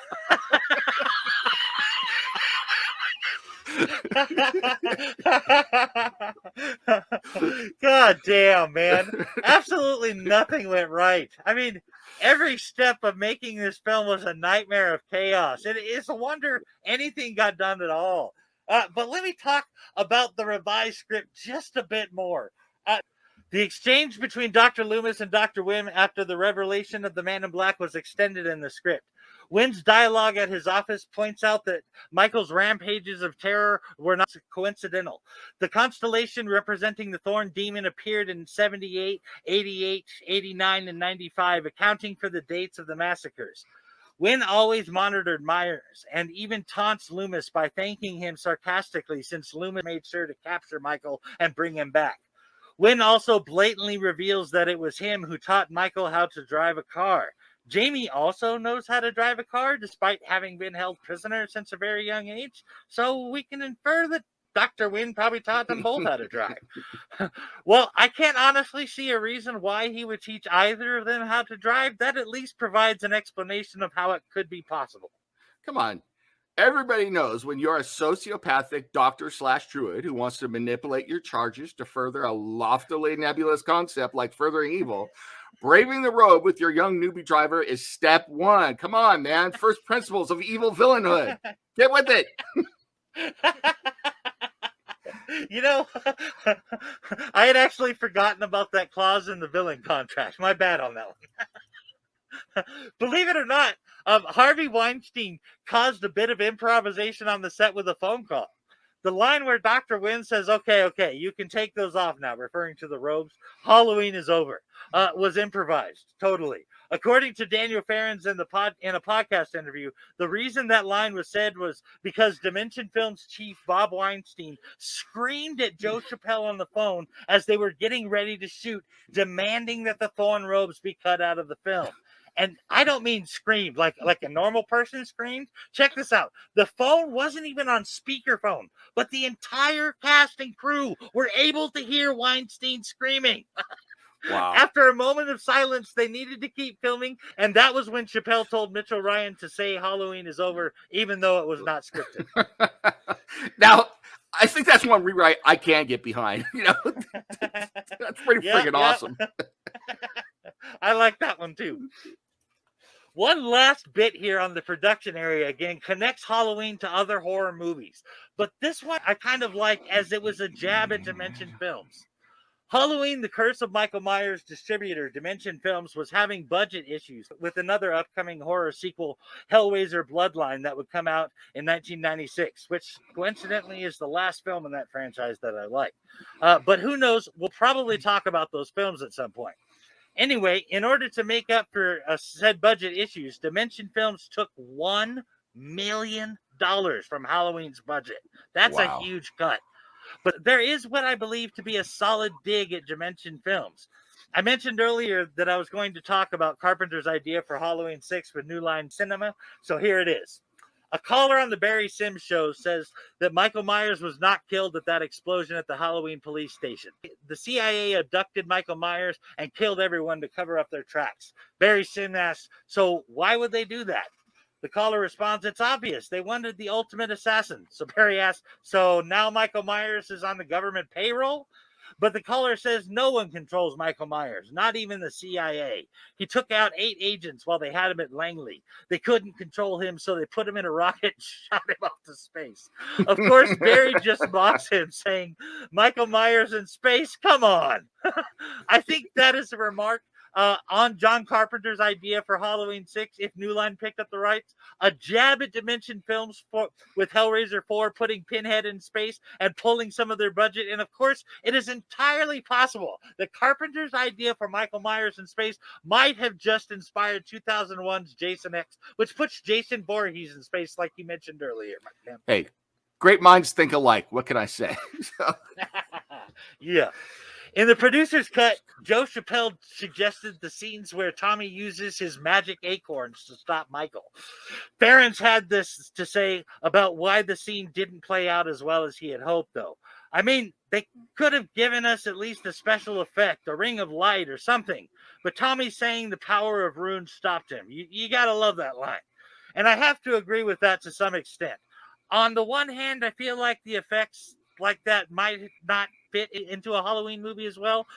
At the same time, to just have Tommy say Samhain and it's over feels like, I don't know, it feels anticlimactic to me. What did you think about that, man? Yeah, I have to say, I think the same thing I've thought before. The idea isn't horrible, but if you're going to do this type of thing, you have to lay the groundwork. I agree with you, though. If you start introducing magical effects, you suddenly transform this movie from a slasher into some sort of hybrid that is trending towards Warlock, that movie starring Julian Sands. I mean, it sounds cool, but at some point you got to go with what you got to to show it. If we start having magic acorns, then why doesn't Laurie Strode just throw a fireball at some point? Oh, Without man. asking how big the size of the room is. Yes, I know. I mean, she's going to transform into a white elephant, but you got to go watch Fellowship of the D20 to understand what that's about. So, but yeah, I mean, I think I'm a little bitter. I mean, because all of these ideas are cool. It's just, if you're going to do something, pick a lane and stay in it. But for now, back to you for some more on Danny, Mike. I got you, Nim. Danny's subplot is left unresolved. He was hearing voices, and he was also targeted by the Thorn Cult. In the early versions of the script, this storyline would actually be concluded with Danny stabbing Kara to death in precisely the same bathroom that Jamie took refuge in. The studio deemed this ending too dark, and the script was rewritten. The final script has Dr. Wynn escaping at the end and kidnapping Danny, planning to turn him. This was meant to set up the 7th Halloween film, but this was scrapped in favor of providing closure. Both the theatrical and the producer's cut have Tommy, Kara, and Danny escaping with the baby. However, there is still a hint of the abandoned ending, since Dr. Wynn is never explicitly shown dying during the climactic massacre. In fact, in the producer's cut, it ends with Dr. Wynn clearly surviving. Yeah, one thing stands out there for me, and it's this idea that this ending was too dark. You hear this all the time in Hollywood, and honestly, maybe it's just my dark soul, but I just don't buy it. I think it's insulting to audiences. Sometimes a story deserves a dark ending or a not happy ending. Sometimes a bad guy wins. I don't know. Maybe I'm just dark at heart. I mean, we all know I'm dark at heart, but what do you think about that, Mike? There are times when a movie can be ruined by an ending that was too dark. For instance, did you know that Clerk's original ending had a robber come in and stick up Dante and kill him? Oh, man. That definitely would have painted that whole movie in a different light. That said, it is really hard to end a horror movie on too dark of a note. So I'm going to have to agree with you about Halloween 6. I think it actually should have ended on a dark note. And that might have made the movie a little better. But at the same time, that would have meant Halloween 7. And after Halloween 4 through 6 and the nightmares of production, I would not have high hopes for Halloween 7th in that timeline. But I think we really needed H2O after all of the shenanigans. I don't know what you think about that, but you had something else you had in your craw about the film, didn't you, Nim? Yeah, I got to say this. I got to get this off my chest. The other thing that gets me is the original title of the movie was supposed to be Halloween 666. All right. I am so glad they didn't go this route. Michael is evil. He's evil, but he's not evil, in that way. That title clearly implies a satanic element, and that would have been one more layer added to this rapidly expanding sandwich. I do have to give it to Ferns, though, for suggesting to a COD that it be called The Curse of Michael Myers, though, due to the trouble production. That is pure class. I have to agree that Halloween 666 would have been the wrong direction. Much like Jason Goes to Hell was definitely the wrong direction. Yes. But the name The Curse of Michael Myers is actually a lot cooler now, knowing that parents came up with it as a remark on the production process. That is just fucking hilarious. And also classy, as you said. So we have to talk about one more thing before we move on to your music section, Nim. The MPAA initially rated The Curse of Michael Myers the dreaded NC-17 rating. However, the producers were only required to trim a few minutes of gore from Jamie's death, a few seconds from John's death, and reshooting the final scene with a strobe light effect. This makes the film one of the few modern slashers to require only minor cuts to get an R rating. And that is impressive if you consider the difficulties we've talked about with the MPAA already on the show. But what do you say we get into the music for the film, Nim? Yeah, let's do it. But I have to say, full disclosure here, they'd have to cut more than a few minutes from my life to get it to an R rating. So there you go. You and me both, my friend. So Alan Howarth returned to write the score for this film and was a victim of the reshoots as well. When the film went through reshoots, he was tasked with coming back to rewrite the score. Something, I'll be honest, I've never thought about before, and something that sounds like a major pain in the ass, quite honestly. Luckily, with a movie like Halloween, the score is usually a series of moments, so there isn't a lot of throughput. However, can you imagine doing the reshoots on something like Star Wars? And what do you think about that, Mike? Actually, it's a bit more complicated than that. The score is recorded based on the finished film. And when that finished film keeps changing, that means re recording many parts of the score to be in time with the new footage over and over. I imagine that would be quite difficult on any movie when you have to consider the musical theme you're going for. The buildup of the central theme in the climax of a film is a big deal and adds to the full and complete feeling of a movie. You have to rework all of that if they take out scenes or move things. Not to mention the sound effects. The music has to be made to fit in with that without either the effects or the music getting lost in the process. I mean, I could go on, but put simply, that would be maddening. Yeah, absolutely. And when you put it that way, I got to agree with you. I love that you're so knowledgeable about that process. I mean, that's some great stuff there. So like other films in the series, there are also some cool musical references in the film, to include a giant poster of goth band the Sisters of Mercy in Tommy's room. One of their songs, Alice, has a very Halloween vibe to it, and I'm here for it. I mean, personally, I think it would be cool to create a Spotify playlist of all the songs that are featured or are tangent to the film series. Wow. Sisters of Mercy. God damn. That is a big old callback to my goth punk days in the 90s. I think a playlist like that might be pretty cool. Did they release a soundtrack for Halloween, The Curse of Michael Myers? Yep, they sure did. A soundtrack album was released by Varis Sarabon Records. I think I said that right. And is an unusual combination of the music featured in the original cut of the film as well as that of the final theatrical cut. The music of Alabama-based rock band Brother Kane was featured throughout the movie, and the music came from their 1995 release Seeds on Virgin Records. The album's hit single "And Fools Shine On" reached #1 on Billboard's mainstream rock tracks, and that song can be heard when Kara, Tim, and Beth arrive at school in their car. The song continues to play as they go to class and sounds as if it's coming from a lo-fi radio, but the source of the music is never shown. It stops suddenly mid-scene while they examine Danny's drawing. The song is also heard during the closing credits. The movie also featured the following songs from Seeds: Hung On, A Rope, 2020 Faith, and Horses and Needles. So we know you want to throw on that soundtrack right now, everybody out there, but hold on for a moment while Mike gets into talking about the film itself. Oh man, Hung on a Rope is actually kind of a cool title. Well, I will go ahead and dive into it. Like Halloween 2, 4, and 5, Halloween 6 begins with changing the ending of the previous film. In this case, they reworked the ending with stock footage shot during Halloween 5 to explain that Jamie was kidnapped after the police station massacre by the Man in Black and held by the Thorn Cult. Whereas in Halloween 5, we clearly see that the Man in Black had already fled with Michael Myers and Jamie arrives at the station afterwards. She is never shown interacting with anyone at the police station in Halloween 5, let alone being kidnapped by the Man in Black. So this particular reworking of the ending fits a lot less well than the other previous ending rewrites. Did you have any thoughts on that, Nim? Yeah, well, you know that history is written by the winners, right? Or the writers, as it were. So seriously, I'm not a big fan of this. I think you could just as easily shot a scene that shows Jamie getting picked up later or something. Of course, then they would have had to have Danielle Harris or the other actress come in and film that scene, but at least you'd have some continuity. There's that dreaded word again.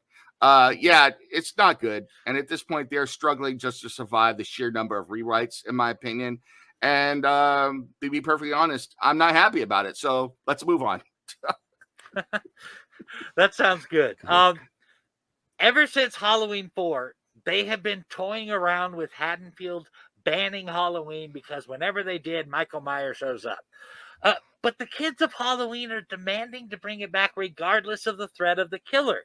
I can't help but think of My Bloody Valentine from 1981, that Canadian classic, where there was a killer threatening to come back and kill everyone if the town celebrated Valentine's Day.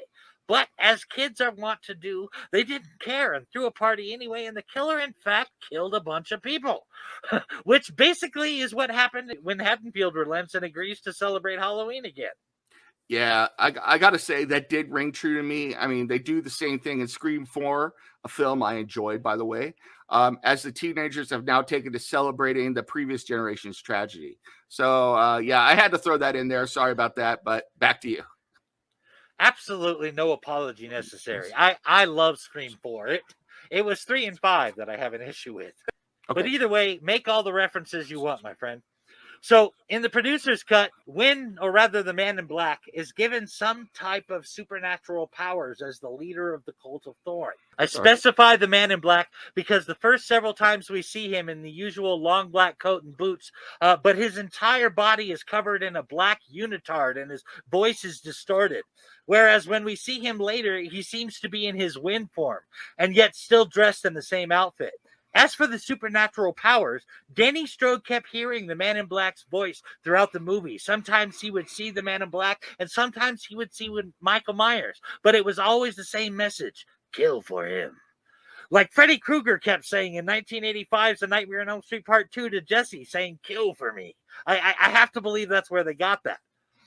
But considering that Danny is 6 years old, the same age that Michael Myers was when he killed his sister Judith, and both are attached to the Cult of Thorn by the Man in Black, it is reasonable to assume that Danny was being courted to take on the Curse of Thorn. We can even retroactively assume that something similar was happening to Jamie Lloyd at the end of Halloween 4 after she had taken Michael Myers' hand. Another thing we can assume is that the mark on Wynn's wrist is what gave him his supernatural powers, and that when that mark was passed on to Loomis, that Loomis would have become the new Man in Black if they had actually continued the storyline. Man, those are some deep thoughts there. So, in honor of those deep thoughts, I got to say, evil trivia piece time. All right. Woohoo! Give yourself an evil piece if you knew that the symbol used in the film is actually a Germanic Thor's symbol instead of a Druidic symbol. Also, evil trivia piece question for Macabre Mike Nunneley there. What Marvel superhero / mythical god was the patron of Thursday back in the day? And bonus piece if you can name the patrons for Saturday, Wednesday, and Friday. I get most, if not all, of that pie piece. Then, as mythology is really kind of my jam, really. Wednesday through Friday came from Norse mythology. Wednesday was originally Woden's Day, based on the English version of Odin. Thursday was originally Thor's Day. Friday was Frigg Day. Saturday, I have to guess on, though. I assume it came from the Roman god Saturn, derived from the Greek god Cronus. So, what's the verdict? Do I get my evil trivia pie piece? Oh, yeah. Throw that evil pie piece up there. You get all the evil trivia pieces, my friend. Gorge yourself on evil. You know, while I'm thinking about it, one of the things that goes unexplained in this movie, even in the extended cut, is any scene showing how Michael obtains his mask. Some fans believe that the followers of Thorn designed this mask for him. But I know you're a huge fan, so I got to ask, what do you think, Mike? How would you explain how Michael gets his mask? Well, you're right that they don't point that out. I have to assume that it was either provided by the cult, like fans suggested, or that Michael just stuck to his track record. In Halloween 1 and 2, the mask he had was taken from Nicholas Hardware. In Halloween 4 and 5, he uses the mask he got from Vincent Drugstore. I have to believe he simply went to one of those stores, as Haddonfield is a small town, and I doubt they have a lot of stores that carry Halloween masks. As it is, the two places in town that do them is a drugstore and a hardware store. I doubt they had a spirit of Halloween, if you know what I'm saying. But I believe there were a couple of references made in the film that you wanted to talk about, weren't there, Nim? Yeah, absolutely. And I also have to say, if I was living in Haddonfield, maybe you stop carrying that line of mask, you know? No shit, right? So, yeah, in the movie, there's also a subtle reference to the original 1978 Halloween. In that film, Tommy Doyle accidentally destroys the pumpkin he's holding after school. In this one, it is him that causes Danny Strode to actually destroy the pumpkin he's carrying while on his way home from school after bumping into Tommy Doyle. That's pretty cool. You know, that's like a cool flashback continuity type thing. So also The sanitarium room where Kara is confined is room 237. This is the same number as the infamous room from The Shining in 1980. Danny's name is also a nod to Danny Torrance from The Shining, and that is some really cool stuff. And once again, I'm here for it. Let's put up the stab signal and tribute to that kind of nod to fandom. Hell yeah, let's do it.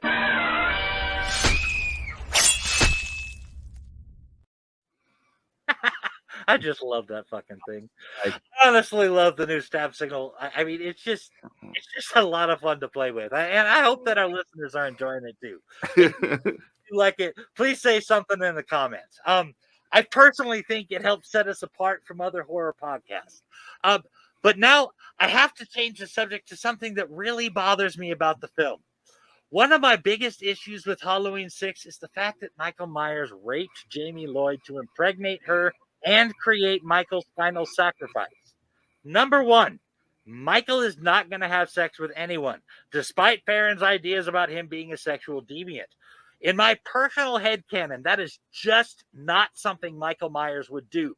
Number two, the movie contradicts itself by saying that Michael Myers needed a final sacrifice. The curse was put on someone and makes them undying and gives them great strength for the purpose of killing their whole family, so that the cult of Thorn could go on and be spared the wrath of the Thorn demon. Nowhere in that does it say that he is supposed to spawn one last family member by raping another family member so that the curse could be passed on to Danny. I mean, do you have any thoughts on that, Nem? Yeah, I gotta say, I absolutely 100,000% agree with you on this one, Mike. I mean, Michael Myers, if anything, is asexual, in my opinion. There is no sexual component to Michael Myers. And honestly, I always thought of Michael Myers as being stuck in that moment of time when he killed his family on Halloween. Or at least that was in Rob Zombie's remake. You know, he only kills Judith in the 78 film. For me, he is always a child at heart. He's an evil, brutal child, you know, and I think you're absolutely correct on the second point as well.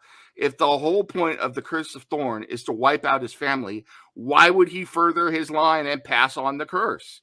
More likely, the curse leaps to a new family once the current family is gone. If anything, Michael should have yeeted himself once his goal was complete, right? Nice. Sweet amicability. So we have actually reached my favorite part of the episode, and that is where we count the corpses. Stab signal engaged. Mike, get the tables. Sorry, a little wrestling Dudley Boys reference there. I'm showing my age. So back to the corpses. Let's go. Actually, while I have not watched wrestling since I was a kid, I looked that up just for you, and it is definitely time to get the tables, man. Shit's getting real. This list of corpses is a little bit different than our usual list, though, as there are two versions of the film, and that means two corpse counts. So we're going to count the corpses comparatively between the theatrical cut and the producer's cut. But we're also going to compare the deaths in both versions, as some kills are cooler than others, depending on the version. And of course, we will pick our favorite deaths. Let's go. Yeah. The first kill was Nurse Mary, who helped Jamie escape from the Cult of Thorn. She was impaled through the back of the head on a conveniently placed spike on the wall. I can't think of any purpose for that spike on the wall, or the other one that we see the little ways down the hall on the same side in the theatrical cut. It's almost as if the cult figured, you know, you never know when Michael might need to kill someone. So we should totally put spikes on the wall for him to use that can support the weight of a full-grown human. Either way, Nurse Mary actually gets a look at the spike before Michael sticks it in her head, which adds to the terror. And she even twitches a little afterwards in both versions. I kind of like it when they twitch a little. What did you think of that kill, man? I got to say it was gratuitous. It was gruesome. And I'm going to start us off with a bang and say, this is my favorite kill of the movie. This was a giant screw it moment and told me that I should just forget the plot, forget everything, and just hold on for the gore. And I'm all about that. So big thumbs up for this one. Hell yeah, that makes total sense to me. Which is one of the reasons I like the theatrical cut. The movie itself is a mess, but at least we get some cool, gory kills. The second corpse is the guy in the rain poncho sitting in the rain drinking a beer. Now, why he is drinking a beer while sitting in the rain when his truck is right there and he could be dry and his beer wouldn't be getting watered down, I don't know. I can't wrap any logic around this. But his death was kind of cool, at least in the theatrical cut. When Michael twists his neck around in the theatrical cut, you see his spine sticking out, like Michael was at least partially tore off that dude's head. I always love seeing that. I actually wonder what my neighbors think when they hear me yelling, "With the spine sticking out! With the spine sticking out!" But much like my D&D character Bjorn, I just love a good kill in my fiction. Anyway, the same guy dies in the producer's cut too, but there is no spine sticking out. In fact, it looks like the dude's head was just turned sideways. So I'm giving the win on that one to the theatrical cut. How about you, Nim? As per my comments on the first kill, yeah, I'm all about this. It's brutal, it's gory, it's gratuitous. It doesn't make any sense unless we're just here for the gore. Amen, man. This whole movie should have just been Faces of Death, Michael Myers style. I mean, this movie was absolutely brutal at the beginning. I'm all about that. I'm here for it. So, big thumbs up. Hell yeah, me too, my friend. You know I like the macabre. The third death, I think, might be my favorite death. And again, the theatrical cut wins over the producer's cut when it comes to the kills. Of course, I'm talking about Jamie Lloyd in the barn. Michael picks her up by the throat and slams her back first onto the blades of a corn thresher, and the blades come out of her stomach. That would have been brutal all on its own. But Jamie reaches out to Michael like, "Is he going to hug me?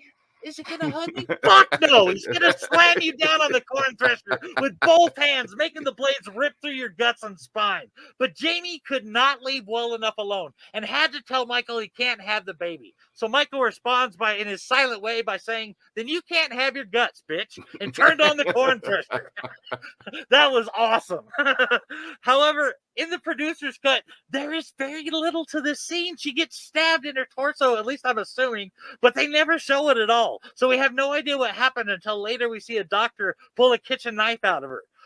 Also, in the producer's cut, Jamie officially survives the attack from Michael and is actually killed at the hospital later by the man in back as she slept with a gun with a silencer. By a gun with a silencer? Nope. That's just not Michael Myers style. But I got to agree with you on theatrical versus producer's cut for sure. It was far and away better. And the gore level is once again through the roof. I'll just be honest. I was just so upset that they killed Jamie that I can't rate that kill this high, even though it deserves it. I mean, what a waste. What a shame. And the only good part for me in all of this is at least they didn't kill Danielle Harris. I got to low my personal staff flag to half mast just for a moment for Jamie Lloyd. A moment of silence. Okay. Now let's count some more corpses. I think we're touching on some of the issues Danielle Harris had with the script there. The fourth corpse is actually Deborah Strode. We don't technically see what actually happened, but Michael swings an axe at her and it cuts a good amount of blood splatter spraying onto the sheet, which means we got some arterial bleeding there. The blood splatters on the sheet that was hanging on the laundry line. Deborah Strode is probably the person I feel worst for in this film. And actually, I don't know if you follow any of the horror movie character parody accounts on Twitter, Nim, but I have to give props to Deborah_Strode 86's roleplay. I have tried to convince her character that her husband, John Strode, is a piece of shit on a few occasions, and she defends him to the last. Really, I like all the Halloween parody accounts, but I would recommend following them to any horror fan. They are good to interact with. But back to the corpse counting, man. What did you think of Deborah's death? Well, first, I got to give a shout out to Deborah Strode buying it here. I thought the kill was all right and very artsy. However, compared to the sheer brutality of the first three kills, it's kind of meh for me. I mean, it feels like the kind of kill you'd see in a horror movie where you're drinking wine, and you have like a beret on or something. Meanwhile, the first three kills are chugging a beer followed by a shot of whiskey, all while you're banging your head against the wall of metal, man. So, yeah. Well said, my friend. There is an argument to be said, though. that Deborah Strode's death was more in the spirit of the first film's kills, in that it was more of like the theater of the mind that the kill took place in. Okay. That said, though, I agree that it was not necessarily up to the tempo on this Halloween film. Corpse number 5 is probably the biggest asshole in horror. Of course, I'm talking about the abusive drunk John Strode, Laurie's uncle. In the producer's cut, John Strode freaks out about the bloody sheet in the washing machine and falls back onto the ground. He's then grabbed by the throat and lifted up off the ground, slammed up against a breaker box in the basement. Michael then shoves a cat's paw through his gut and into the breaker, and he's electrocuted to death. I mean, it's okay, but once again, the theatrical cut delivers with a great kill, with the producer's cut does not. Check this out. In the theatrical cut, John turns around to find Michael Myers standing behind him with a cat's paw, and Michael shoves it through John's gut and out his back.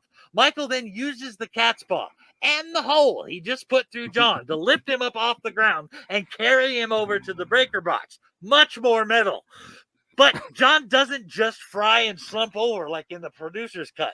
He starts foaming at the mouth, and like about a cup of water comes out of his mouth as well. But the best part is that John Strode's head explodes like a fucking watermelon at a Gallagher show. This is my favorite death in Halloween 6. Oh, absolutely. You got to wear one of those ponchos for that kill, like you're in the front row at Gallagher's. Yeah, man. I gotta say it. For all of the problems with the theatrical cut kills win again. So if I hadn't picked a completely random first kill, this would be my favorite kill. It has karma, it has gore, it has inventiveness, and sheer badassery to compete for first. In fact, I'm calling an audible here and say that this is my co-winner for my favorite kill in the movie. We got our first co-winner in this category. It has all of that, and it makes the kill so much sweeter. I can totally understand why you would want to pick that one as well. It was very satisfying. The next corpse, number 6, is of course the shock jock Barry Sims. But in this case, the producer's cut had better death, in my opinion. You see in the theatrical cut, Barry Sims is sitting in the front seat of the van, and Michael comes up from behind, puts his hand over Sims' mouth, and stabs him in the gut forcefully. And then there are at least 2 additional movements after that, where Michael is yanking the blade up Sims' belly, all the way up to his sternum. It's assuming that it is all the way up to the sternum by the way he is jerking back with each movement. You can just feel the gut scrambling around in his belly. That kind of cut likely means that guts are spilling out like Judas Iscariot. But they don't show that when Barry Sims falls out of the tree wrapped in lights. I suspect that it was an MPAA issue that prevented them from showing his guts hanging out from the tree.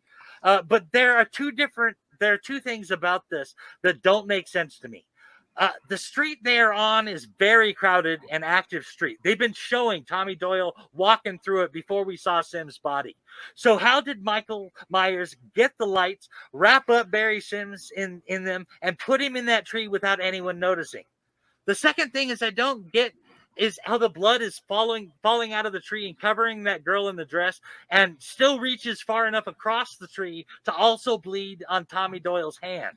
Especially if we're not having the guts hanging out. I mean, that could have at least spread the viscera around a bit to reach them both. But what do you say about all that, man? Let me think about that for a second. Couple things.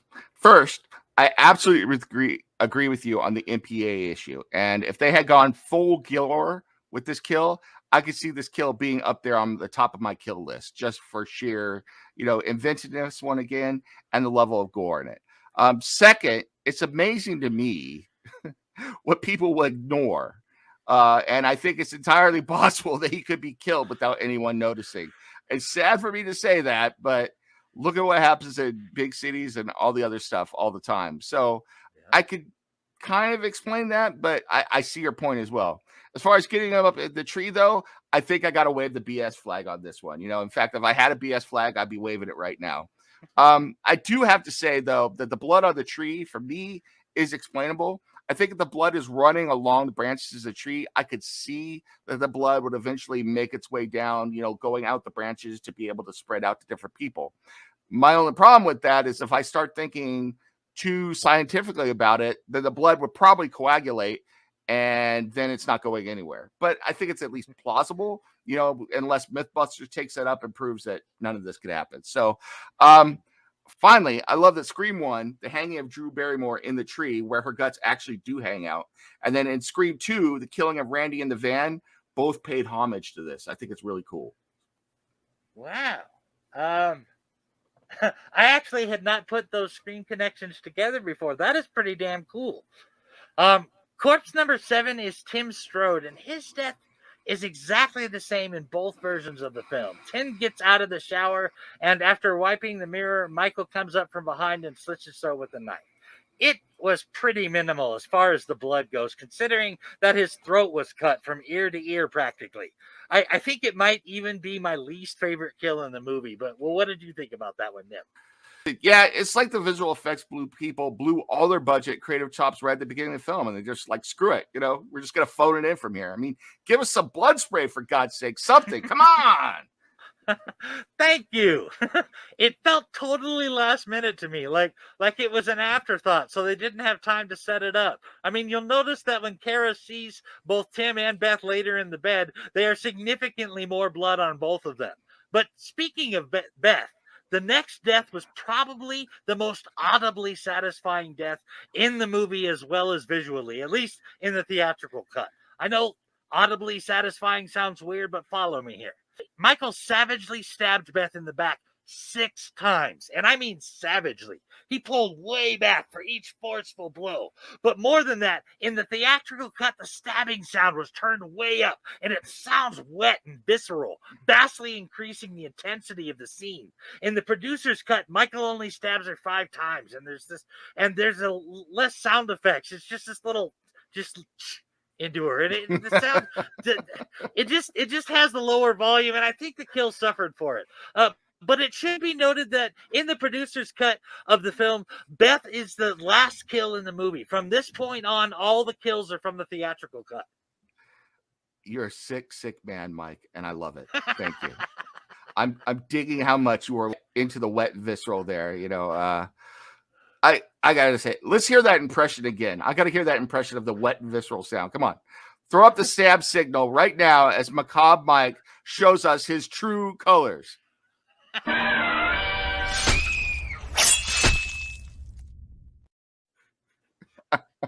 Actually, the stab signal has that wet and visceral sound to it too. That was pretty apropos. Yeah, well, it's the stab signal. Of course, it's got to have that. So right, you gotta have that. Corpse number 8 was the creepy Smithsgrove sanitarium patient who scares Tommy and he falls over. She says, "He walks amongst us, brother. He's come back." And then the camera moves down to her belly where it appears she has been stabbed, and she says, "And he's very angry," meaning it was Michael who stabbed her. Then she asks, "How does it feel to be Dan?" just before she falls over. But the fact that she refers to Michael in the third person suggests that the patients at Smithsgrove were all in on what was happening and with Michael and perhaps were even part of the cult.